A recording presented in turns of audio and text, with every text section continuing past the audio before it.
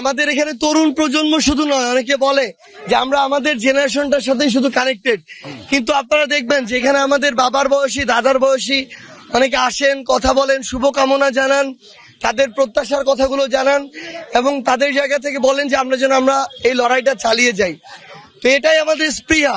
আমাদের মনে হয়েছে আমাদের যদি কখনো আত্মবিশ্বাসের জায়গাটাতে বিন্দুমাত্র ঘাটতি হয়, আমাদের আবারও এই মানুষের কাছে ফিরে যেতে হবে, বাংলাদেশের পথে প্রান্তরে, গ্রামে গঞ্জে।